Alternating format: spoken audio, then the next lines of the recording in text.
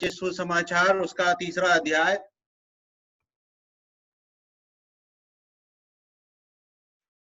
और उसके 25 से लेके 30 तक हम पढ़ेंगे। यूहन्ना रचित सुसमाचार उसका 3रा अध्याय और उसके 25 से लेकर 30 तक। यहाँ इस प्रकार लिखा है, वहां यूहन्ना के चेलों का किसी यहूदी के साथ शुद्धि के विषय में वाद विवाद हुआ और उन्होंने यूहन्ना के पास आकर उससे कहा, हे रब्बी, जो व्यक्ति यरदन के पार तेरे साथ था और जिसकी तूने गवाही दी है, देख वह बपतिस्मा देता है और सब उसके पास आते हैं। यूहन्ना ने उत्तर दिया, जब तक मनुष्य को स्वर्ग से ना दिया जाए तब तक वह कुछ नहीं पा सकता। तुम तो आप ही मेरे गवाह हो कि मैंने कहा, मैं मसीह नहीं परंतु उसके आगे भेजा गया हूँ। जिसकी दुल्हन है वही दूल्हा, परंतु दूल्हे का मित्र जो खड़ा हुआ उसकी सुनता है, दूल्हे के शब्द से बहुत हर्षित होता है। अब मेरा यह हर्ष पूरा हुआ है। अब है कि वह बढ़े और मैं घटूं। परमेश्वर अपने वचन के पढ़े जाने पर आशीष दे। इन दिनों में जब से लॉकडाउन चालू हुआ है, हम लोग करीब करीब हर रोज परमेश्वर के वचन को सुन रहे हैं और भाई राजू बार बार इधर से उधर खोजता रहते हैं कि कौन व्यक्ति मिलेगा नया परमेश्वर के वचनों को बोलने वाला। और आज शाम को परमेश्वर के वचन को बोलने का सौभाग्य मुझे आप लोग के सम्मुख में मिला। तो मैं इन बातों को स्मरण कर रहा था कि इन दिनों में बहुत सारे नए लोग परमेश्वर के वचन को लेकर उसको एक्सप्लेन करने की कोशिश में लगे रहते हैं। बहुत अच्छी बात है, परमेश्वर ने हमें जो वरदान दिया है हम उसे पहचाने, यह हमारे लिए बहुत जरूरी है। और जो वरदान परमेश्वर ने हमें दिया है उसको जरूरत है कि वो प्रफुल्लित भी करे, उज्ज्वलित भी करे, अन्यथा जो वरदान परमेश्वर ने दिया है वो छिप जाएगा या वो चला जाएगा। परमेश्वर का वचन इसके बारे में मोती को लिखता है और बोलता है कि है ना, जो वरदान मेरे हाथ रखने से तेरे ऊपर मिला है उसको तो प्रफुल्लित कर। तो हमारे लिए जरूरत है कि परमेश्वर ने हम सबको, जितने विश्वासी हैं, जब प्रभु यीशु मसीह को हमने अपने जीवन में ग्रहण किया है, हमको परमेश्वर ने सब लोगों को कुछ ना कुछ वरदान दिया है। आजकल हमारे यूथ मीटिंग में हम पवित्र आत्मा की वरदान और हमें परमेश्वर ने के वरदान जो दिया है उसको कैसे पहचान पाएंगे उस विषय में हम लोग का बहुत चर्चा कर रहे हैं 2-3 हफ्ते से। यदि आप इसमें इंटरेस्टेड है तो यूथ मीटिंग में ज्वाइन कर सकते हैं हमारे यूथ लोग को बोल के। लेकिन मेरा आज टॉपिक वो नहीं है, लेकिन मैं क्योंकि ये विषय हमारे बीच में बहुत जरूरी हो गया है, मैं थोड़ी सी बातों को बता के मैं इस भाग में आगे बढ़ना। कई सारे लोगों को सुसमाचार सुनाने का, वचन सुनाने का, शिक्षा देने का वरदान मिला है और वो काम को बहुत अच्छे तरीके से वो कर सकते हैं। और परमेश्वर ने वरदान दिया है, हम उसको उभारे और अच्छे तरीके से करें, है ना। परमेश्वर ने जो वरदान दिया है उसको जरूरत है कि हम उसका उपयोग सही तरीके से करें, अन्यथा हम लोग सब अकाउंटेबल है परमेश्वर के सामने। लेकिन आपको वरदान मिला हो या नहीं मिला हो, कई बार परमेश्वर के वचन को बांटने का अवसर हर व्यक्ति को मिल जाता है ना। वो उस समय ट्राई तो करना पड़ेगा कि मालूम है या नहीं परमेश्वर का वरदान है या नहीं। तो मुझे नहीं मालूम आपको परमेश्वर का वरदान है या नहीं हो, लेकिन परमेश्वर का वरदान है या नहीं, जो दोनों केस में कुछ अनुशासन मेरे और आपके जीवन में जरूरत है कि जब हम परमेश्वर के वचन को लेकर परमेश्वर के लोगों के सामने प्रस्तुत करें। उसके लिए कुछ बातों को मैं आप लोग के सम्मुख पर रखना चाहता हूँ। सबसे पहली बात तो जब परमेश्वर के वचन को हम बांटने के लिए खड़े हो, उससे पहले बहुत अच्छी एक तैयारी की बहुत जरूरत है। परमेश्वर के वचन को अपने हाथों में लेने से पहले we need to prepare ourself. बहुत ही जरूरी है कि हम परमेश्वर के वचनों की तैयारी करें।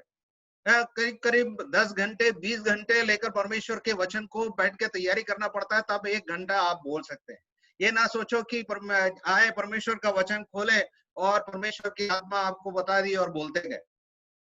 परमेश्वर के वचन को बोलने के लिए बहुत तैयारी करना पड़ता है। हाँ, सुसमाचार सुनाने के लिए शायद कभी भी किसी भी समय में हम बोल सकते हैं, लेकिन परमेश्वर के वचन को सही तरीके से उसको यदि सिखाना समझाना है तो उसके लिए बहुत तैयारी की जरूरत है। अन्यथा एक व्यक्ति जिस तरीके से बोल रहा था, एक उदाहरण मैं आपको देना चाहता हूँ। एक व्यक्ति बोल रहा था, एक जगह में खड़े होके वो भाषण देने से पहले बोल रहा था, मुझे नहीं मालूम कि मैं 1 मिनट पहले वचन देने से पहले एक मिनट पहले मुझे नहीं मालूम रहता है कि मैं क्या वचन देने जा रहा हूँ। मैं जब आके पोडियम में स्टेज में आके खड़े हो जाता हूँ तो परमेश्वर की आत्मा मेरे ऊपर में आ जाती है और मैं परमेश्वर का वचन दे देता हूँ। तो जो सुनने वाले थे, उन सुनने वालों में से एक व्यक्ति बोलता है, ये तो बहुत अच्छी बात है कि आप परमेश्वर के वचन बांटने से एक दिन पहले आपको नहीं 1 मिनट पहले आपको नहीं मालूम रहता है कि आप क्या बोल रहे हैं। लेकिन हमारे साथ में सच्चाई ये है कि आप प्रचार करने के बाद में 1 मिनट के बाद में आप क्या प्रचार किए हमें नहीं मालूम रहता। यदि हम परमेश्वर की आत्मा के सामने प्रार्थना पूर्वक तैयारी करके नहीं बैठे हैं तो सुनने वाले के जीवन में वो कोई प्रभाव नहीं पड़ने वाला। इसलिए हमें जरूरत है कि हम सबसे पहले बैठ के बहुत बड़ी तैयारी करें, है ना। 3 P मैं खासकर बताता हूँ, 3 P बहुत ही जरूरत है। We need to pray, we need to prepare and we need to preach. हमें प्रार्थना करना बहुत जरूरी है, हमें तैयारी करना बहुत जरूरी है, उसके बाद हम उसका प्रचार करें। और अक्सर प्रचार हम लोग क्या करते हैं, जो हमें मालूम होता है वही प्रचार करते हैं। अब देखना, ज्यादातर हमारा प्रचार क्या रहता है, हमने कहीं से सुना वही चीज का प्रचार करते हैं। We preach what we know, but कलीसिया की कहने वालों की जरूरत क्या है वो नहीं होगा। सुनने वाले की जरूरत के अनुसार हम परमेश्वर के वचन को यदि नहीं दे पाते हैं तो क्या होगा कि बहुत सारी बातें सुनने वाले जरूर लेंगे, लेकिन उसको किसी तरीके से अपने जीवन में काम नहीं लेके आ पाए। लेकिन परमेश्वर का वचन को हमें जरूरत है, जरूरत के अनुसार परमेश्वर के वचन को देना सीखना पड़ेगा। ये कैसा संभव है, ये बहुत ही मुश्किल है। जब तक उसके लिए हम परमेश्वर की पवित्र आत्मा पर निर्भर होकर प्रार्थना नहीं कर रहे हैं, हमें वो मिल ही नहीं सकता है। इसलिए यदि आप प्रचार करने जा रहे हैं तो उन व्यक्तियों के लिए प्रचार करें जो आपके वचनों को सुनने वाले, और उनकी जरूरतों को यदि आपको मालूम है कि उनकी क्या क्या समस्या है, क्या क्या जरूरतें हैं, उन जरूरतों को लेकर आप परमेश्वर के सामने बैठ के प्रार्थना करें, उनसे उनके लिए रोए, तो परमेश्वर की आत्मा स्वयं आपको दे देगी कि परमेश्वर का वचन उनके लिए क्या है। अन्यथा आप प्रचार जरूर कर सकते हैं, बहुत अच्छा तैयारी करके परमेश्वर के वचन को जरूर बांट सकते हैं, लेकिन उसका कोई उद्देश्य, उसका कोई मतलब नहीं है। और आजकल ऐसी बहुत प्रचार चल रही है जो कलीसिया को जरूरत नहीं है, और हम उसको फीड करते जा रहे हैं, बहुत सारे इंफॉर्मेशन दिए जा रहे हैं, इधर का उधर का उधर, इधर का उधर। लेकिन क्या वाकई में उससे कोई लाभ हो रहा है, मेरे को और आपको सोचने की जरूरत है। मैं एक उदाहरण देता हूँ आप लोग को। मान लो आप लोग को सिखाता हूँ कि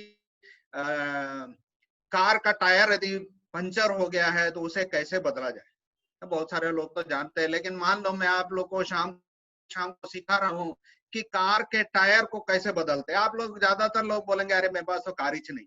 कुछ लोग बोलेंगे अरे हमारा कार पंचर ही नहीं हुआ, तो कार इसके बारे में अभी सोच के क्या करना, क्यों अभी इसके लिए सब मेहनत करें। आप जरूर मेरे वचन को शायद सुन ले, लेकिन कोई मतलब नहीं होगा। लेकिन मान लो आप गाड़ी चला के जा रहे हैं और रात का 10 बज गया और आप भिलाई के रास्ते में कहीं जा रहे थे और आपकी गाड़ी पंचर हो गई। तब आपको समझ में आ रहा है कि अरे मेरे को टायर अब कैसे निकालूं, अब इसका गाड़ी का पंचर कैसे ठीक करूं। तब तो आपको मुश्किल हो जाएगा। और ऐसे समय में आप मेरे को फोन करते हैं और मैं आपको बताऊं कि गाड़ी का टायर बदलने के लिए पहले डिक्की खोलो, स्टेपनी निकालो, है ना, उसके अंदर में जैक रखा है, जैक निकालो, उसके बाद ऐसे करो वैसे करो। तो आप बारीकी से, बड़ी ध्यान से मेरी हर बात को ध्यान से सुनेंगे, है ना। क्यों? क्योंकि वो जरूरत हो गई आपकी। वो उतना बहुत ही जरूरत का समय है जब आपको वो बातें सुनना बहुत ही जरूरी है, अन्यथा आप वहीं फंसे रहेंगे। प्रियो, परमेश्वर के वचन को बांटना है तो हमें बारीकी से, बहुत बारीकी से देखना पड़ेगा कि कलीसिया के लोगों की जरूरत क्या है। अन्यथा, है ना, हम ऐसे ही फेंकते जाएंगे। किसी को मिला तो मिला, किसी को नहीं मिला तो नहीं मिला। और क्योंकि आज समय ऐसा हो गया है, लॉकडाउन है, बहुत सारे प्रचार चल रही है, एक एक दिन में दो दो तीन तीन जूम मीटिंग भी चल रहा है। हम भी सोचते हैं कि क्यों ना हम भी कुछ ना कुछ प्रचार कर ले।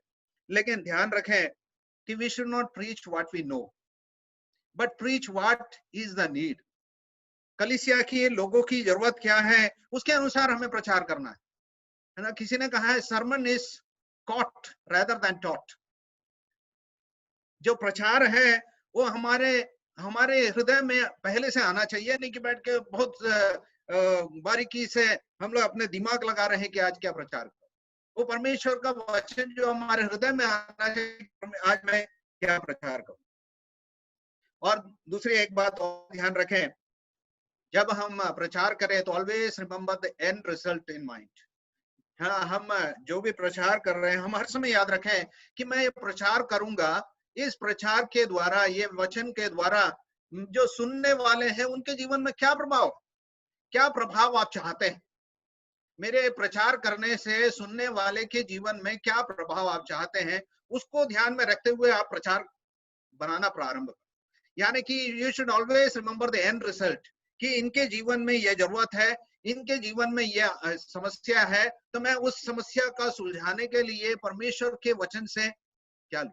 और परमेश्वर की आत्मा निश्चित रूप से आपको कुछ ना कुछ परमेश्वर के वचन में गाइड जरूर करेगी। Do not preach to impress. तीसरा एक खासियत हमको देखना जरूरी है कि हम प्रचार किसी को इम्प्रेस करने के लिए ना करें। दूसरा कोरिन्थी उसका 4वां अध्याय उसकी 5वीं आयत को मैं पढ़ना चाहता हूँ। देखो दूसरा कोरिन्थी उसका 5वां अध्याय उसका 4वां अध्याय और उसकी 5वीं आयत। यहाँ पे इस प्रकार लिखा है, क्योंकि हम अपने को नहीं परंतु मसीह यीशु को प्रचार करते हैं कि वह प्रभु है, और अपने विषय में यह कहते हैं कि हम यीशु के कारण तुम्हारे सेवक है। For we what we proclaim is not ourselves. हम अपने आप का प्रचार नहीं कर रहे, हम किसका प्रचार कर रहे हैं? प्रभु यीशु मसीह का प्रचार कर रहे हैं। और हम तो क्या है? परमेश्वर के दास। हर समय हमारे जीवन में भी यही स्मरण रखें कि हम प्रचार करने के द्वारा किसी को बताने की कोशिश में नहीं है कि मैं भी प्रचार कर सकता। अरे बहुत अच्छा प्रचार कर लिया, अगली बार तुझे फिर बुलाते हैं, है ना। यदि ये मेरे प्रचार का उद्देश्य है तो मेरे ऊपर क्या है? मैंने अपने आप को प्रचार कर दिया, वहां जाकर कुछ प्रचार किया, बहुत अच्छा प्रचार किया, और सब लोग बोले भाई थॉमस तो बहुत अच्छा प्रचार करते हैं। और क्या हुआ? किसको महिमा मिला? मेरे को महिमा मिला ना। हमारा प्रचार ऐसा ना हो जो अपने आप को इम्प्रेस करता। हम ये बताने की कोशिश में नहीं लगे हैं कि हम अच्छा प्रचार कर सकते। हमारा प्रचार परमेश्वर का वचन के आधार पर हो, परमेश्वर की महिमा के लिए, परमेश्वर का वचन प्रचार करें। दूसरा तिमोथी उसका 4वां अध्याय दूसरी आयत में पौलुस तिमोथी को कहता है, प्रीच द वर्ड। वचन का प्रचार कर। क्या प्रचार करना है? वचन का प्रचार कर। कई सारे लोग प्रचार चालू करते हैं तो दुनिया भर की बातों को कहते हैं। कोई साइंस प्रचार करता है, कोई इतिहास प्रचार करने लग जाता है। कई लोगों का इंट्रोडक्शन इतना बड़ा हो जाता है कि उसके बाद में परमेश्वर के वचन को देने के लिए समय नहीं रहता है। लेकिन परमेश्वर का वचन क्या कह रहा मालूम है? Preach the word. विश्वास कैसे आता है? सुनने से। क्या सुनने से? परमेश्वर के वचन को सुनने से। लोगों की भूख और प्यास दूर होगी काय से? परमेश्वर के वचन सुनने से होगा। अन्यथा हम कुछ भी कुछ सुनाते रहे, कोई मतलब नहीं। हमें जरूरत है कि परमेश्वर के वचन को हम सुनाएं। इब्रानी 4वां अध्याय 12वीं आयत में परमेश्वर का वचन कहता है, परमेश्वर का वचन जो है वो दोधारी तलवार के समान है। आप वो आयत को बहुत अच्छे तरीके से कई सारे लोग को याद है, मैं आप लोग का पढ़ना चाहता हूँ। क्योंकि परमेश्वर का वचन जीवित और प्रबल और हर एक दोधारी तलवार से भी बहुत चोखा है, और प्राण और आत्मा को और गांठ गांठ और गुदे गुदे को अलग करके आर पार छेदता है, और मन की भावना और विचारों को जांचता है। क्या हम लोग परमेश्वर के वचन को प्रचार करते हैं? ऐसा होता है? किसी ने कहा है sermon, word sermon mean stab. Stab का क्या मतलब होता है? कि किसी को मार देना, घुसा देना, तलवार को घुसा देना, वो है सरमन का मतलब। यानी कि आप परमेश्वर का वचन बांट रहे हैं और किसी को उससे चोट नहीं पहुंचा तो फिर क्या मतलब? परमेश्वर का वचन ऐसा होना चाहिए कि लोगों के अंदर में चोट पहुंचे। क्या के चोट? लोगों के पाप को उनके हृदय से दिखे। नाथन दाऊद राजा के सामने जाता और कहता है, एक बहुत अच्छी कहानी को कहता है, आखिरी में कहता है, तू ये है वो मनुष्य, और उसको बड़ी जोर से एक चोट लगता है, उसका हृदय छिक जाता है। परमेश्वर के वचन को जब हम बांटे, लोगों के पाप को वो दिखाना चाहिए कि लोगों को उनका पाप समझ में आए और उससे लोग पश्चाताप करके प्रभु के पास में वापस आए। यदि ये हमारे वचन का उद्देश्य नहीं है, परमेश्वर के वचन बांटने का उद्देश्य नहीं है, तो फिर कोई मतलब नहीं है परमेश्वर का वचन को देखा। वो ऐसे लोग जो निराश और हताश है उनको सांत्वना देने वाला होना पाए, साथ ही साथ जो बहुत आराम से अपने जीवन को पाप में व्यतीत कर रहे हैं उनको चोट पहुंचाने वाला परमेश्वर का वचन होना चाहिए। इसलिए परमेश्वर के वचन को प्रचार करने से पहले एक और बात ध्यान रखना जरूरी है कि परमेश्वर के वचन के सामने हम थोड़ा देर अपने आप को तुलना करके लर्न फॉर योरसेल्फ। परमेश्वर के वचन को प्रचार करने से पहले आप सोच के देखें कि मेरे जीवन में लागू होता है या नहीं। यदि मेरे जीवन में लागू नहीं होता है तो दूसरे को देख को मतलब नहीं। People will not care how much you know till they know how much you care. लोगों को कोई मतलब नहीं है कि आपको कितना ज्ञान कितना बुद्धि है, उससे कोई मतलब नहीं है। यदि आपके जीवन में वो कार्य नहीं है तो आपका प्रचार करके कोई मतलब नहीं है। बहुत मैं हो सकता है प्रेम के विषय में बहुत सारी बातों को कह दूं, सबसे पहले आपके मन में क्या आएगा, मान लीजिए व्यक्ति कितना प्रेम का।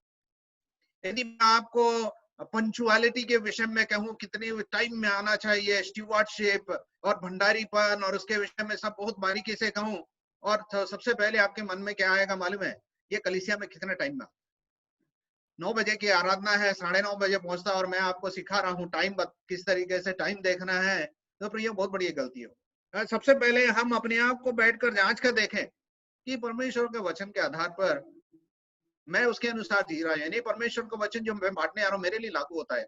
ये बहुत ही महत्वपूर्ण है। और साथ ही साथ हम परमेश्वर के वचन को कई बार हम बैठते हैं तो बहुत चीजें समझ में नहीं आता है, और हम जब एक बच्चा सीखता है तो कैसे सीखता है ना, imitation is the best way to learn. कोई भी व्यक्ति हम ये ना समझे कि we are all manufacture, we are all actually imitators. हम कुछ भी चीज दे नहीं सकते हैं जब तक हमने पाया नहीं। परमेश्वर के वचन को हमने पाया नहीं है तो नहीं कर सकते। We are not manufacturer actually, we are actually conduits या पाइप। परमेश्वर की आशीष वहां से निकल रही है और हम माध्यम बने हैं ताकि दूसरे लोगों को आशीष मिल पाए। हम इसलिए पहले वी लर्न टू इमिटेट। बच्चे लोग धीरे धीरे ABCD उनका हाथ पकड़कर लिखना पड़ता है। तो इसलिए कोई परमेश्वर का वचन दे रहा है तो हम उसे सुने, ध्यान से सुने और उसे लिख के रखें।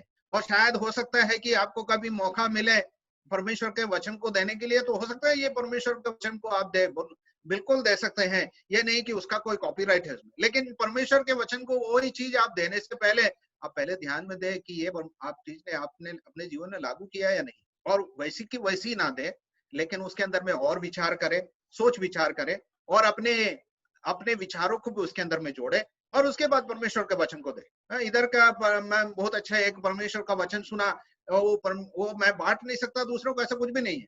हम दूसरे के प्रचार को हम इस्तेमाल कर सकते हैं। मैं जो प्रचार करता हूँ आप निश्चित रूप से इसका इस्तेमाल करके दूसरों को उस प्रचार को आप बांट सकते हैं, लेकिन आप स्वयं अपना थोड़ा दिमाग भी उसमें लगाए, सोच विचार उसमें लगाए और अच्छे तरीके से आप उस कार्य को कर सकते हैं। और एक बात ध्यान देना जरूरी है कि do justice to the passage. जिस भाग को आप लेकर प्रचार कर रहे हैं उस भाग में उस भाग का अर्थ निकाले, आप अनर्थ मत निकाले। जो भाग आप पढ़ रहे हैं उसके अंदर में सही सही अर्थ आप जोड़े, उसके अंदर में वो अर्थ नहीं है वो चीजों को उसके अंदर में घुसाने की कोशिश ना करें। लिखने वाला परमेश्वर के वचन को किस उद्देश्य से लिख रहा है उस उद्देश्य को पहले समझें, और उनकी परिस्थिति के अनुसार उस उद्देश्य को लिखा गया। हमारी परिस्थिति बदल गई है लेकिन परमेश्वर का वचन वही है।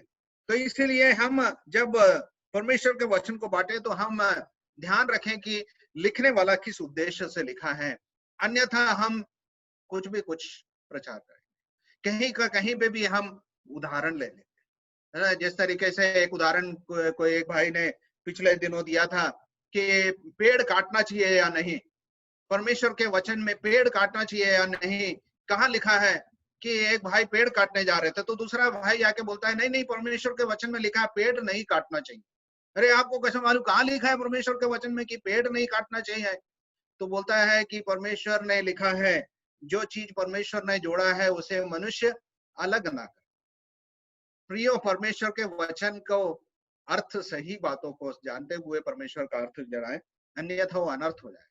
परमेश्वर के वचन को बारीकी से पढ़ना जरूरी है। इसलिए परमेश्वर के वचन को आप यदि प्रचार करने वाले हैं तो किसी दूसरे एक भाई के पास में जो आपसे ज्यादा समझदार है, नहीं तो बहुत सारे कमेंट्रीज वगैरह भी आते हैं, एक बार आप तुलना करके देखें कि कहीं मैं गलत तो नहीं हूँ। आपको समझ में नहीं आ रहा है तो दूसरा एक भाई जो आपसे ज्यादा परिपक्व है उसके पास में जाके परमेश्वर को वचन को थोड़ा अच्छे रीति से समझा के आप और अच्छे रीति से समझ पाएंगे। आप सोचेंगे मैं परमेश्वर का वचन ले आकर उसे बांट दूंगा, अरे तो मेरे बारे में सब तो जान लेगा, फिर बताने के लिए क्या है। प्रियो, बिली ग्राहम जो दुनिया का सबसे बड़ा इवेंजलिस्ट के रूप में हम जानते हैं, वो अपने विषय में कहता है कि प्रचार करने से पहले वो कम से कम 3 महीने पहले वो प्रचार को पूरा वर्ड टू वर्ड लिखता था, और दुनिया में 6 लोगों को प्रचार जो है दुनिया में 6 लोगों को भेज के देता है, और वो 6 लोग उसके बारीकी से बैठ के उसको पढ़ते हैं, उसके बाद उसको करेक्शन करके वापस बिली ग्राहम को भेजते हैं, उसके बाद ही वो पुलपिट में जाकर वो चीजें प्रचार कर सकता है। यदि बिली ग्राहम जैसे व्यक्ति को इतना जरूरी है, तो मुझे मुझे और आपको कितना जरूरी है कि परमेश्वर के वचन को हम बहुत बारीकी से ले, ऐसा ना हो कि खड़े होकर कुछ भी कुछ प्रचार करते। तो परमेश्वर के वचन को जब हम पढ़े, है ना, इन बातों को ध्यान रखना जरूरी है। परमेश्वर के वचन को जब हम प्रचार करें, और एक बात ध्यान रखें कि परमेश्वर का वचन should create curiosity into the word of God.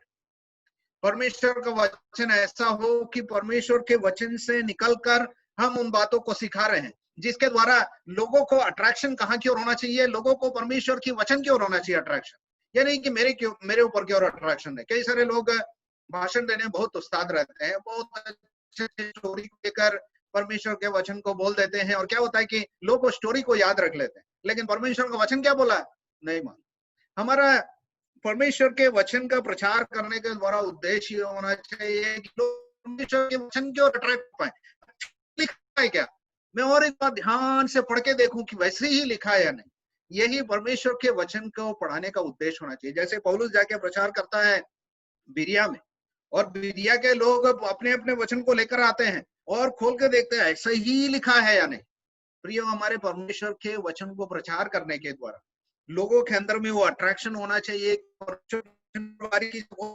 ऐसे लिखा है या नहीं, अरे आज तक तो मैं नहीं ध्यान दिया था ये ऐसा लिखा है, आज नई बात मुझे मालूम, परमेश्वर के वचन में ऐसा भी लिखा है। तो प्रिय, परमेश्वर के वचन को बांटने से पहले हम इन बातों को स्मरण रखें। जल्दी से मैं एक और बार आप लोग के सम्मुख में जो बोला था उसको बता के आगे बढ़ना चाहूंगा। Pray, preach, pray, prepare and preach. पहले हम प्रार्थना करें, हम तैयारी करें, उसके बाद हम प्रचार करें। ये प्रचार ना करें कि हमें क्या मालूम है, लेकिन क्या जरूरत है वही हम प्रचार करें। Preach based upon the need, जरूरत के अनुसार हम प्रचार करें। हमारी प्रचार ऐसी होना चाहिए जो हमारा इंप्रेशन ना हो कि मैं अच्छा प्रचार कर सकता हूँ, लेकिन हमारी प्रचार ऐसी होना चाहिए जो परमेश्वर को महिमा, वो पढ़े और मैं करूं। प्रचार के द्वारा लोगों के अंदर में एक चोट पहुंचनी चाहिए। जो पाप में है उन लोग का पाप को सामने लाकर दिखाना है प्रचार का उद्देश्य। कहा जाता है कि भाई भक्त सिंह जब प्रचार करते थे, यदि आप भक्त सिंह का प्रचार सुनोगे ऑनलाइन में, यूट्यूब में, इधर उधर में बहुत प्रचार, भक्त सिंह का प्रचार आपको सुनने मिल जाएगा, लेकिन उसका प्रचार सुनोगे तो उसके प्रचार में बहुत बड़ा सा एक फायरी टाइप ऐसा कोई प्रचार नहीं है। लेकिन कहा जाता है कि जब वो प्रचार करता था, लोगों के अंदर में पाप का कन्विक्शन इतना ज्यादा होता था कि लोग दीवार को पकड़कर खड़े होकर रोने लगते लोगों के विषय में। ऐसे उनको समझ में आता था उनके पाप। प्रचार के द्वारा लोगों का पाप उनको सामने दिखना चाहिए, अन्यथा हमारे प्रचार का क्या मतलब है? हम क्या लोगों को इम्प्रेस करने के लिए प्रचार कर रहे हैं? प्रचार करने से पहले जरूरत है कि हम परमेश्वर के वचन के सामने बड़ी ध्यान से सुने पहले, जो सुने वही जाके प्रचार करे। वो हो सकता है परमेश्वर के वचन से सुने, दूसरे लोगों के प्रचार से सुने, लेकिन दूसरे लोग के प्रचार को आप सुने तो वैसी की वैसी जाके प्रचार नहीं करे, लेकिन उसमें अपना दिमाग लगाए, अपना सोच विचार लगाए, और उसे और अच्छे तरीके से इस्तेमाल करते हुए परमेश्वर के वचन को प्रचार करें। Do justice to the passage. जिस भाग को आपने चुना है, आप उस भाग को प्रचार कर रहे हैं तो उसके अंदर में वही चीज प्रचार करें जो उसके अंदर में लिखा है। बाहरी और कई चीज को लाकर उसके अंदर में जोड़ के प्रचार करने की, है ना, जरूरत नहीं है। बिल्कुल आप इधर का उधर, उधर का इधर पैसेज में जरूर जा सकते हैं, लेकिन वहां जो चीज नहीं है आप उसका प्रचार ना करें। Do justice to the passage, speak that which edifies, ना स्पीक जो लोगों को प्रोत्साहन करने वाला हो, speak that creates curiosity into the word of God. परमेश्वर के वचन को के अंदर क्यों लोगों को ध्यान लाने वाला प्रचार होने पाए, ऐसे प्रचार करें जो लोगों के प्रोत्साहन का कारण हो। कई बार कई नई जगह में मैं और आप चले जाते हैं तो मैं देखता हूँ कई बार कई सारे लोग नए जगह में जाते हैं, ऐसे कंट्रोवर्शियल पैसेज लेकर प्रचार कर देते हैं, ऐसे टॉपिक को प्रचार कर जाते हैं कि वहां पे बहुत ज्यादा कंट्रोवर्सी क्रिएट हो जाए। अच्छा है कि हम कहीं भी कई जगह नए जगह में भी यदि आप जाए कहीं प्रचार करने का मौका मिला तो ऐसी बातों को प्रचार करें जो लोगों का हर लोगों का प्रोत्साहन का कारण। इन बातों को हम अपने जीवन में ध्यान रखें जब हम को इस्तेमाल करें और परमेश्वर की पवित्र आत्मा निश्चित रूप से आपको गाइड करेगी। हमें विश्वास है कि हम अपने वरदानों को परमेश्वर ने जो हमें दिया है उसको सही तरीके से पहचान पाए, इस्तेमाल कर पाए और परमेश्वर की महिमा और कलीसिया का वृद्धि जरूर होगा। आइए हम अपने भाग में आते हैं आज शाम को। यूहन्ना रचित सुसमाचार उसका 3रा अध्याय 25 से लेकर 30 तक मैं आप लोग के सम्मुख में पढ़ा। यहाँ पे हम यदि इस भाग को यदि आप पढ़े, इस यूहन्ना रचित सुसमाचार उसका 3रा अध्याय, कई दिनों से मैं यूहन्ना रचित सुसमाचार का अध्ययन बारीकी से कर रहा हूँ और मैं इन दिनों में पढ़ते आ रहा हूँ। तो मैं ये से यूहन्ना 3रा अध्याय में जब आया तो मैं देख रहा था 2 यहूदियों का स्टोरी है। इस 3रा अध्याय में यदि आप देखोगे तो 2 भागों में से बांट सकते हैं। पहला भाग में हम देखते हैं एक यहूदी यीशु मसीह के पास में आया और उसका नाम वहां पे लिखा है और उसका नाम है निकोदिमुस, और यीशु मसीह के पास में आकर जानने की इच्छा से पूछता है और कहता है कि हे रबी, हम जानते हैं कि तू परमेश्वर की ओर से है, गुरु होकर आया है, क्योंकि कोई इन चिन्हों को जो दिखता है यदि परमेश्वर उसके साथ ना हो तो नहीं कर सकता। देखो ये पहला यहूदी है निकोदिमुस जो यीशु मसीह के पास में आया अपने अपने क्वेश्चंस को, अपने डाउट्स को क्लैरिफाई करने के, और यीशु मसीह उसके उत्तर को देता है। यदि आप उसको पढ़ेंगे तो पहली आयत से लेकर आप उसके 21वीं आयत तक पढ़ेंगे तो उसके उत्तर के रूप में हम देखते हैं। उसके बाद देखो 25वीं आयत से यदि आप पढ़ोगे 25वीं आयत से 36वीं आयत तक एक दूसरा यहूदी आया, और ये यहूदी आया है किसके पास गया है? यूहन्ना बपतिस्मा देने वाले के पास में। और इसका उद्देश्य क्या है? देखो 25वीं आयत में उसके विषय में लिखा, वह यूहन्ना के चेलों का किसी यहूदी के साथ शुद्धि के विषय में वाद विवाद। पहले यूहन्ना के चेलों के पास में वो गया और उनके साथ में वाद विवाद करने, है ना, शुद्धिकरण के विषय में बहुत सारे शुद्धिकरण के बहुत सारे सवाल हम देखते हैं। यीशु मसीह के साथ में भी ये लोग करते हैं और के हाथ धो के खाना चाहिए या हाथ धो के काम करना चाहिए, पैर धोना चाहिए, बहुत सारे शुद्धिकरण के विषय में, उसमें नहीं जाना चाहता, लेकिन ये एक विवाद का कारण हुआ। और इस भाग में हम देखते हैं उसके बाद वो यूहन्ना के पास में पहुंचा, है ना। और ये भाग को यदि आप पढ़े तो ये भाग में हम देखते हैं कि लोग दुनिया में किस तरीके से पूरे तरीके से डिस्करेजमेंट को फैलाते। लोग चाहते हैं कि मनुष्य के बीच में फूट पैदा हो जाए, लोग चाहते हैं कि लोग निराशा में हो जाए, ऐसे कुछ करने की कोशिश में ये यहूदी यूहन्ना बपतिस्मा देने वाले के पास में जाता है। जब डिस्कशन हुआ वो यूहन्ना बपतिस्मा वाले चेले के साथ में और वो शायद उसको एक सही उत्तर नहीं दे पाए, तो वो व्यक्ति जो है 26वीं आयत में हम देखते हैं, और उन्होंने यूहन्ना के पास आकर उससे कहा। अब उन्होंने यहाँ पे जो लिखा है ये यहूदी था या ये यूहन्ना के चेले थे, हमें सही तरीके से नहीं मालूम। मैं समझता हूँ वो यहूदी आया होगा कि यूहन्ना के चेलों के पास में पहले गया, कुछ वाद विवाद किया, नहीं समझ में आया तो यूहन्ना के पास में गया और यूहन्ना के पास में आके उसका क्वेश्चन बदल गया। और यूहन्ना के पास में आके वो क्या पूछता है, जो व्यक्ति के पार तेरे साथ था और जिसकी तूने गवाही दी है, देख वह बपतिस्मा देता है और सब उसके पास आते हैं। पहले हम देखते हैं यीशु मसीह के पास में, यूहन्ना के पास में ये लोग कोशिश करते हैं अलग अलग तरीके से यीशु मसीह को फंसा पाए, है ना, शुद्धिकरण के विषय में और कई सारे प्रश्नों को पूछकर शुद्धिकरण के और अलग अलग तरीके से यीशु मसीह को फंसाने की कोशिश करते हैं। हम यदि पहला अध्याय दूसरा अध्याय में पढ़ेंगे तो यूहन्ना को भी पूछने के लिए आते हैं कि तू कौन है, कहाँ से आया है, क्यों बपतिस्मा देता है, ये सारी बातों में फंसाने की कोशिश करते हैं, नहीं फंस पा रहे हैं। तो व्यक्ति अब देखो यूहन्ना के पास में आकर फूट पैदा करने की कोशिश कर रहा है। यूहन्ना के पास में आकर क्या कहता है, रबी, जो व्यक्ति यरदन के पार तेरे साथ था कौन है? उसका नाम भी नहीं लेना चाहता। ये व्यक्ति जो यहूदी है यूहन्ना बपतिस्मा देने के वाले के पास में आके कहता है कि जो व्यक्ति वो यरदन के पार में तेरे साथ था, जिसके विषय में तू गवाही दी, देख वह बपतिस्मा देता है और सब के सब उसके पास में जा रहे हैं। देखो किस तरीके से तुलना करके यूहन्ना बपतिस्मा देने वाले के सम्मुख में आके प्रश्न को पूछता है। दो बातें यहाँ पे देखना जरूरी है। एक तो ये इस बात से यूहन्ना बपतिस्मा देने वाले के विषय में कहता है कि पहली बात, तू कितना एक फेलियर है। देख तू बपतिस्मा दे रहा था, बहुत सारे लोग तेरे पास में आ रहे थे, हाँ? तू अभी देख तेरे पास तो कोई नहीं और सबके सब यीशु मसीह के पास है। दूसरी बात वहां पे कह रहा है ही इज मोर सक्सेसफुल। दूसरा व्यक्ति यीशु मसीह, उसका नाम भी नहीं ले रहा है और कहता है सब उसके पास में जा रहा है। देख तू क्या कर रहा है, तू यहाँ पे बैठा है, अभी तेरे पास में करने के कुछ नहीं है। सबके सब लोग तो उस व्यक्ति के पास चले गए जिसके विषय में तू गवाही दी। तब यूहन्ना बपतिस्मा देने वाला क्या उत्तर देता है? उसके पास में जाके तुलना करता है। ये यहूदी आके तुलना करके यूहन्ना बपतिस्मा देने वाले को निराश करने की कोशिश में लगा है। तू किस काम का, तू टोटल फेलियर है तेरा जीवन। देख तू देख, तेरे को तो तेरे पास में अभी कोई नहीं है, तेरे चेले सब चले गए, तेरे पास में कौन चेले हैं? सब लोग तो उस व्यक्ति के पीछे गवाही तू दिया है, तू क्या कर रहा है? ऐसे एक समय में यूहन्ना क्या उत्तर देता है देखो, है ना। और जीने का एक तरीका यदि बोला जाए, the life perspective, how to live the life, उसके 27वीं आयत में यूहन्ना बपतिस्मा देने वाला कहता है, यूहन्ना ने उत्तर दिया, जब तक मनुष्य को स्वर्ग से ना दिया जाए तब तक वह कुछ नहीं पा सकता।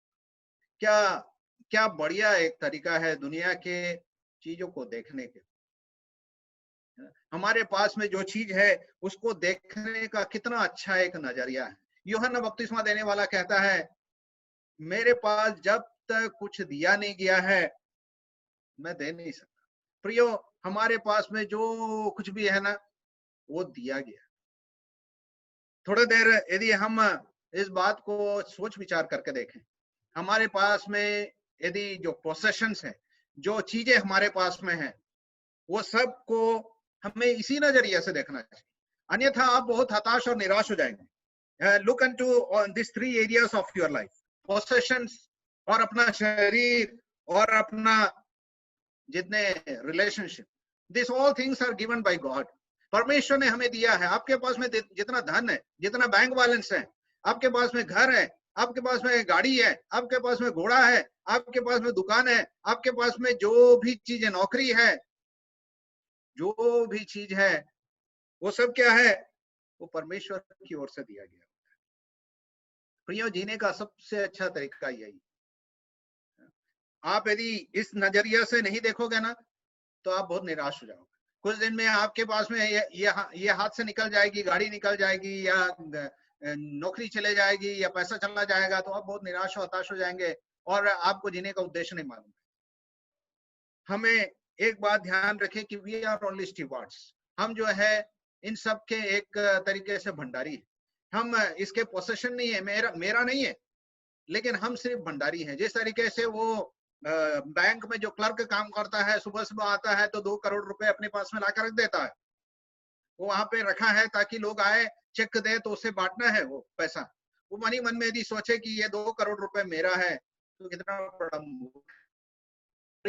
आपके पास में जो भी चीज दिया गया है, हम उन सब चीजों के भंडारी। क्या आप ऐसा सोचते हैं? यदि अभी तक आपने नहीं सोचा है तो आज से ये सारी चीजों को जब आप देखें, अपने घर को देखें, अपने कार को देखें, अपने बाइक को देखें और अपने नौकरी को देखें, अपने जो भी चीज आपके सामने दिखता है, चाहे अपना कपड़ा हो, चाहे अपने पोसेशन, जो कुछ भी दिखता है, उन सबको देखकर बोले ये सारी चीजें किसका है? ये सारे परमेश्वर ने मुझे दिया है। यही चीज तो व्यवस्था विवरण 8वां अध्याय और उसकी 17 और 18वीं आयत में परमेश्वर ने यहूदियों को कहा, तू जब उस जगह में पहुंचे, इजराइल में या कनान देश में, तो ये नहीं सोचना कि मेरे ज्ञान और बुद्धि या मैंने अपने ताकत से यहाँ पे आया है, लेकिन परमेश्वर ने तुझे ये दिया है। ऐसा ना हो कि इन सारी चीजों को जब तुझे मिल जाए तो परमेश्वर का भूल जाए। अक्सर ऐसी होता है, अक्सर हमारे जीवन में भी ऐसी होता है कि हम इन चीजों के पीछे इतना समय व्यक्त लगा देते हैं और वही हमारे लिए एक तरीके से एक आराधना का चीज हो जाता है। जिस चीज के पीछे आप सबसे ज्यादा समय व्यतीत करते हैं वही चीज की तो आप आराधना करते हैं। आपके पास में, मेरे पास में यदि परमेश्वर के प्रति देने के प्रति समय नहीं है तो परमेश्वर हमारा परमेश्वर नहीं। Everything that you possess is either a tool or an idol. किसी ने कहा है कि जो भी चीज आपके पास में है, either it is an idol or it is an tool. एक कुछ काम करने का औजार है आपके पास में, अन्यथा वो आपका एक आइडल बन गया, एक भगवान, एक परमेश्वर बन गया, ईश्वर बन गया, ईश्वर का स्थान ले लिया। प्रियो, हमारे पास में जो चीज है, एक बार हम सोच विचार करके देखें क्या हमारा परमेश्वर के प्रति और उन चीजों के प्रति रवैया ऐसा ही है? क्या हम इन चीजों को देखकर बोल सकते हैं कि ये सब परमेश्वर का दिया हुआ है? यूहन्ना रचित सुसमाचार 21वां अध्याय में आते हैं तो वहां पे हम देखते हैं पतरस और उसके साथ में जितने चेले लोग सब फिर से मछली पकड़ने चले गए। तो प्रभु यीशु मसीह उनके बीच में आता और आके कहता है, ए शिमोन, क्या तू इन सब से बढ़कर मेरे से प्रेम करता है? फिर पूछता है, हे शिमोन, तू क्या इन सब से बढ़कर मेरे से प्रेम करता है? फिर पूछता है, हे शिमोन, क्या इन सब से बढ़कर तू मेरे से प्रेम करता है? क्या इन सारे चीजों, चाहे वो नेट हो, जाल हो, चाहे नाव हो, चाहे मछुआरे हो, चाहे वो मछली हो, चाहे जो भी चीज तुझे दिखता है, इन सब से बढ़कर क्या तू मुझे प्रेम करता है? यूहन्ना बपतिस्मा देने वाला बोलता है, मेरे पास में कुछ नहीं, मैं तो भंडारी, परमेश्वर ने दिया, परमेश्वर ने ले लिया। अय्यूब कहता है, परमेश्वर के नाम की महिमा। सब चीजों के हम जब अपने पास में है, उसको ऐसे ही समझे कि ये सब परमेश्वर का दिया हुआ है, ये मेरे नहीं है, मैं थोड़े समय के लिए हूँ, इसका लाभ उठा रहा हूँ, लेकिन एक दिन हिसाब देना पड़ेगा। हमारा शरीर, परमेश्वर का वचन कहता है, हम परमेश्वर की हम इन बातों को जानते हैं कि परमेश्वर का वचन कहता है कि हम परमेश्वर के मंदिर हैं।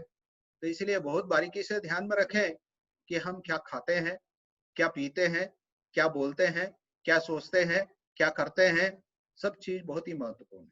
मत्ती रचित सुसमाचार उसका 12वां अध्याय उसकी 36वीं आयत में परमेश्वर का वचन क्या कहता है? देखो, मत्ती रचित सुसमाचार उसका 12वां अध्याय और उसकी 36वीं आयत में आपको जल्दी से पढ़ देता हूं। और मैं तुमसे कहता हूं कि जो जो निकम्मी बातें मनुष्य कहेंगे, न्याय के दिन वह हर एक उस बात का लेखा देंगे। तो ये हमारे मुंह से जो भी शब्द निकले हैं, चाहे वो प्रेम से चाहे गुस्से में, हर एक शब्द जो मेरे और आपके मुंह से निकले हैं, उन सब का लेखा हमको देना पड़ेगा। तो इसलिए बड़ी बारीकी से सोच के देखें कि हम क्या बोलते हैं, यहाँ तक कि हम क्या सोचते हैं वो भी महत्वपूर्ण है। यह उत्पत्ति उसका 6वां अध्याय में वहां पे आते हैं तो हम नूह के समय में देखते हैं कि परमेश्वर का वचन लिखा है कि लोगों के सोच इतनी गंदी हो गई थी और उसके पीछे का कारण भी वहां पे लिखा। परमेश्वर हमारे सोच विचार को भी जानता है। हमारा शरीर हमारा नहीं है, परमेश्वर का मंदिर है। इसलिए हम बड़ी ध्यान से देखें कि हम किस तरीके से जीते हैं, किस तरीके से अपने शरीर का इस्तेमाल करते हैं।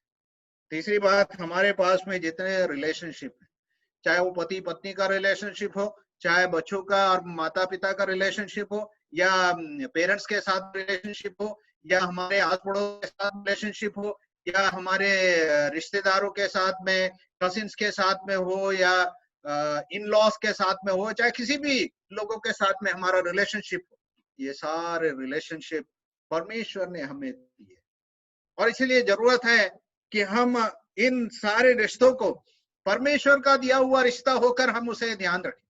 अन्यथा हम अपने रिश्ते में बहुत बढ़ जाए। परमेश्वर का दिया हुआ रिश्ता और उसे परमेश्वर के दिए हुए रिश्ते के समान ही हम देख करना जरूरी है। फिलिपियों उसका 2 अध्याय और उसके 3 आयत में क्या लिखा है? देखो, फिलिपियों उसका 2 अध्याय और उसकी 3 आयत में लिखा है, विरोध या झूठी बढ़ाई के लिए कुछ ना करो, ना पर दीनता से एक दूसरे को अपने से अच्छा समझो। दीनता से एक दूसरे को अपने से अच्छा समझने के लिए कहा है। हमें जरूरत है कि हम अपने रिश्तेदारों के बीच में, हम अपने दूसरे रिश्तेदार या फ्रेंड्स और जो कुछ भी हमारे रिश्ते में, उनको अपने से अच्छा जाने। तो ये 27वीं आयत में यूहन्ना बपतिस्मा देने वाला कहता है, यूहन्ना ने उत्तर दिया, जब तक मनुष्य को स्वर्ग से ना दिया जाए तब तक वह कुछ नहीं पा सकता। और जैसे ही वो यहूदी इन बातों को सोचता है, सुनता है, और उसका तो दिमाग खराब हो जाता है। वो तो ये सोच के आया कि किसी तरीके से यूहन्ना बपतिस्मा देने वाले को निराश कर दूं, उसे ये कह दूं कि तू बिल्कुल ही अनसक्सेसफुल है, तू एक टोटली फेलियर है। लेकिन यूहन्ना बपतिस्मा देने वाला अपने जीने के पर्सपेक्टिव को उसके सामने बता देता है, तो बहुत ही, है ना, आश्चर्यचकित हो जाता होगा। What A perspective. यदि हम इन सारे चीजों का भंडारी है, तो एक और चीज हमारे जीवन में होगा, वो क्या है? हम हर समय धन्यवादी हृदय के साथ बैठे। प्रियो, हम परमेश्वर से बोलेंगे, प्रभु मैं तेरा धन्यवाद देता हूँ कि तूने मुझे नौकरी दिया, तूने मुझे घर दिया, तूने मुझे गाड़ी दिया, तूने मुझे रिश्तेदार दिए, तूने मुझे शरीर दिया, तूने मुझे मेरे शरीर को अच्छे तरीके से रखा। सारी बातों में हमारे हृदय में बड़ी धन्यवाद के साथ में हम धन्यवादी रहेंगे। तीसरी और एक बात होगी, इस प्रकार यदि हम विचार करें कि जो भी बातें हमारे हाथों में हैं वो परमेश्वर का दिया हुआ है, तो it eliminates all kind of comparison, है ना। हम तुलना करना ही बंद कर देंगे। यहाँ पे यूहन्ना बपतिस्मा देने वाले को उत्तर को देखकर वो भी यहूदी भी एकदम आश्चर्यचकित हो जाता होगा, क्योंकि यूहन्ना तुलना करने से ही कर देता है। और क्या कहता है? वो बड़े और मैं घट है, यह कैसे हो सकता है? Comparison lead to competition. When we start comparing, जब हम तुलना करते हैं, हम कंपटीशन में एक तरीके से हम एक होड़ में लग जाते हैं। वो, है ना, वो बढ़ रहा है, मैं भी बढ़ूं, मैं भी बढ़ूं, मैं भी बढ़ूं। उसके पास में ज्यादा धन है, मेरे पास में ज्यादा धन होना चाहिए। उसके पास गाड़ी है, मेरे पास में वैसी गाड़ी होना चाहिए। उसके पास में ऐसा मोबाइल है, मेरे पास में भी ऐसी मोबाइल होना चाहिए। Comparison lead to competition. और जब हम कंपटीशन करने लगते हैं तो क्या हो जाता है? कंपटीशन करने लगते हैं तो वी स्टार्ट कॉम्प्रोमाइजिंग। जब हम एक दूसरे के साथ में कंपटीशन करते हैं, कंपटीशन लीड टू कॉम्प्रोमाइज, समझौता करने लगते हैं। कंपटीशन करने में फर्स्ट आने के चक्कर में कई बार हम लोग ऐसे चीजों को करते हैं जो सही नहीं है, और हम कॉम्प्रोमाइज, समझौता करने लगते हैं। पाप के साथ में कई बार हम समझौता कर बैठते हैं, और जब हम समझौता कर बैठते हैं तो that lead to conflict, and हम परमेश्वर से दूर हो जाते हैं। Comparison lead to competition, competition lead to compromise, compromise lead to conflict, and then finally हम अपने आप को पाते हैं कि हम परमेश्वर से दूर हो जाते हैं। प्रियो, ये सारी बातें यदि होगा ही नहीं, यदि यूहन्ना के नजरिया जैसा हमारा भी नजरिया रहेगा, मेरे पास में जो कुछ भी है वो तो परमेश्वर का दिया, मेरे पास में अपना बोलने के लिए कुछ भी नहीं है। और देखो उसके आगे 30वीं आयत में हम जल्दी से आगे बढ़ेंगे। 30वीं आयत में यूहन्ना क्या कहता है? यूहन्ना कहता है, अवश्य है कि वह बढ़े और मैं घटूं। अरे ये कैसा है? अवश्य है कि वह बढ़े और मैं घटूं। मैं बताऊं, चार प्रकार के स्टाइल हो सकते हैं हमारे जीने के। एक तो ये है, मैं घटूं और वो भी घटे। ऐसे कई सारे लोग होते हैं जो सोचते हैं कि मैं तो बढ़ूंगा नहीं और सामने वाले को बढ़ने भी नहीं, मैं तो बढ़ूंगा नहीं और सामने वाले को बढ़ने भी नहीं दूंगा। ये ऐसे लोग होते हैं, नरकीय लोग, है ना। ऐसे लोग जो नरक के विचार रखते हैं, मैं बढ़ूंगा नहीं और सामने वाले को बढ़ने भी नहीं दूंगा। दूसरे एक प्रकार के लोग होते हैं, वो सोचते हैं, I must increase but he must decrease. मुझे बढ़ना जरूरी है लेकिन सामने वाला घटते जाए। वो बढ़े, मैं कभी भी नहीं सोच सकता, मैं उसको हजम नहीं कर सकता। वो घटना चाहिए, मैं बढ़ते जाऊं, मैं बढ़ते जाऊं, मैं बढ़ते जाऊं, वो घटते जाए, वो घटते जाए, वो घटते जाए। ये जो है दुनिया में हम देखते हैं, हर प्रकार के बिजनेस, हर प्रकार के कंपटीशन, हर प्रकार के चीजों में ये दौड़ लगा हुआ है कि सामने वाले से मैं बढ़ पाऊं। वो घटते जाए, मैं बढ़ते जाऊं। ये दूसरे प्रकार की एक विचार है। तीसरा और एक प्रकार का विचार है, मैं बढ़ू, वो भी बढ़े, हम दोनों एक साथ बढ़े, वो भी बढ़ते जाए, मैं भी बढ़ते जाऊं। This is brotherly. कई बार हम लोग जो है ब्रदरली लोग ऐसे ही सोचते हैं, वो ठीक है, भाई भाई के बीच में ऐसी होता है, वो कभी नहीं चाहता कि दूसरा वाला नीचे जाए, वो भी बढ़े, उसको खाने पीने की होना चाहिए, वो भी बढ़ते जाए, मैं भी बढ़ते जाऊं। दिस इज नॉर्मली भाई लोगों के बीच में भाईचारा एक तरीका हम देखते हैं। बहुत सारे उदाहरण है, लेकिन मेरा समय बहुत तेज आगे बढ़ गया, इसलिए मैं आगे बढ़ना चाहूंगा। चौथा प्रकार है, यहाँ पे हम देखते हैं जो यूहन्ना कहता है he must increase, I must decrease. वह बढ़े और मैं घटूं। वह बढ़े तो कैसे बढ़े? मेरे एट माई एक्सपेंस, है ना। ओनली एक गॉडली पर्सन कैन से, एक सही तरीके से एक आत्मिक व्यक्ति ही कह सकता है कि वह बढ़े और मैं घटूं। क्या कभी भी हम सोचते हैं कि सामने वाला व्यक्ति जो है, मेरा भाई मेरे से और ऊंचा हो जाए, है ना, वो हर प्रकार में, इज्जत में, ज्ञान में, बुद्धि में, आत्मिक तरीके से लोगों के पहचान में और अधिक बढ़ते जाए, मैं घटते जाऊं? और ये तो बहुत मुश्किल है ना। Only A godly person can think कि अदर्स इंक्रीज, आई डिक्रीज। एक पूरे तरीके से नम्र और दीन व्यक्ति होकर यूहन्ना कहता है he must increase, I must decrease. क्या मेरे और आपके जीवन में हम इन बातों को कह सकते हैं? हमारा जीने का नजरिया क्या ऐसा ही है जैसे यूहन्ना बपतिस्मा देने वाला कहता है, वो बढ़े और मैं घटूं? बोलना आसान है, लेकिन करना बहुत मुश्किल है। 28 और 29 को जल्दी से हम देखकर समाप्त करेंगे। 28 और 29 में यूहन्ना बपतिस्मा देने वाला क्या कहता है? तुम तो आप ही मेरे गवाह हो कि मैंने कहा मैं मसीह, परंतु उसके आगे भेजा गया। यहाँ पे यूहन्ना बपतिस्मा देने वाला साफ कहता है कि तू जिसके विषय में कहा, उसका नाम भी नहीं ले रहा है, और कहता वो मसीह है। कितने साफ तरीके से यूहन्ना बपतिस्मा देने वाला जो उत्तरदायित्व उसे दिया गया था कि ये देखो परमेश्वर का वो मेमना जो मसीह है वो आ गया है, और वो है कि मैं मसीह नहीं, परंतु मैं तो उसके आगे भेजने वाला एक।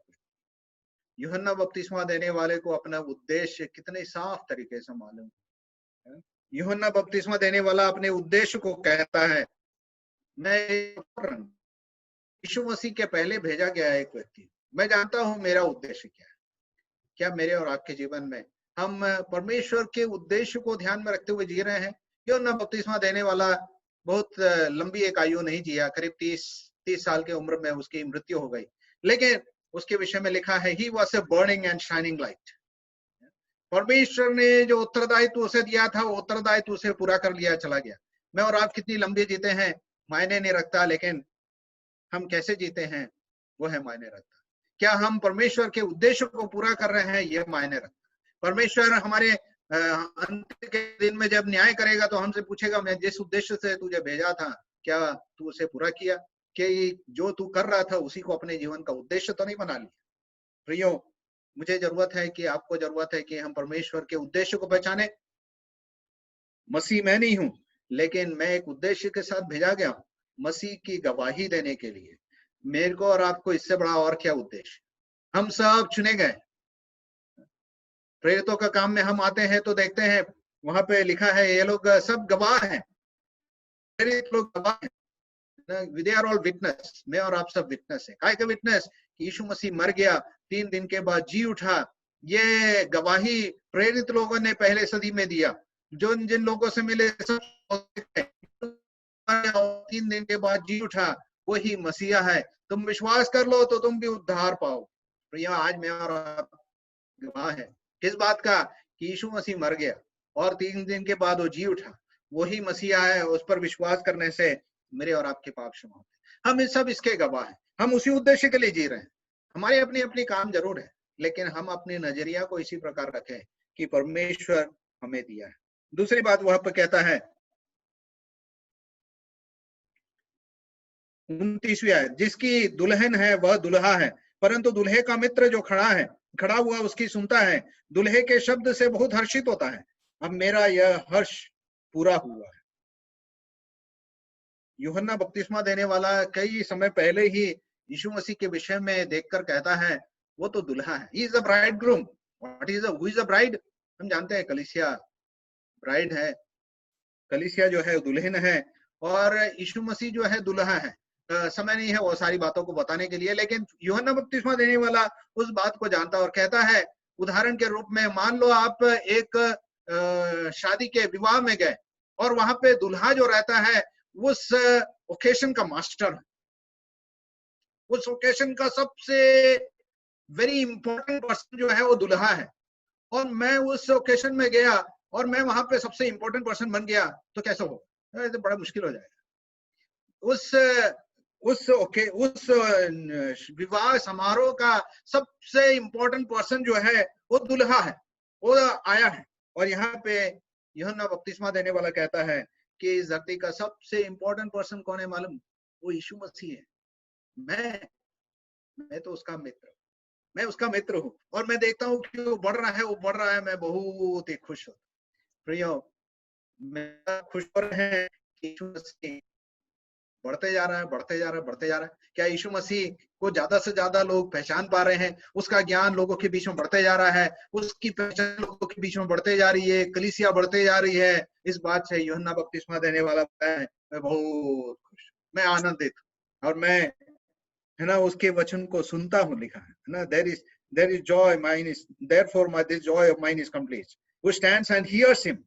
जिसकी दुल्हन है वही दूल्हा है, परंतु दूल्हे का मित्र जो खड़ा हुआ उसकी सुनता है। यूहन्ना बपतिस्मा देने वाला कहता है मैं उसकी बातों को सुनता हूँ।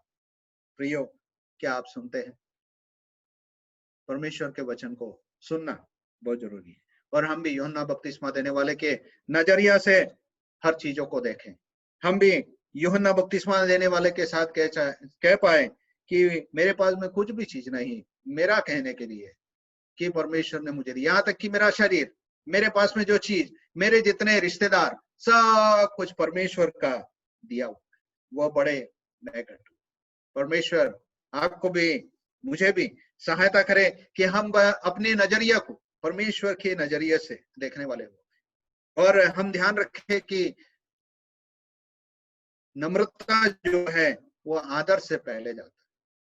आदर यदि आपको पाना है तो नम्र होना जरूरी है। प्रभु यीशु मसीह, है ना, कहता है एक बच्चे को लेकर, जब लोगों के बीच में, चेलों के बीच में, उनके बीच में एक डिस्कशन होता है, हम में से कौन बड़ा है। एक बच्चे को लाकर सामने खड़ा करता है और कहता है जो अपने आप को छोटा करेगा वो बड़ा किया जाएगा।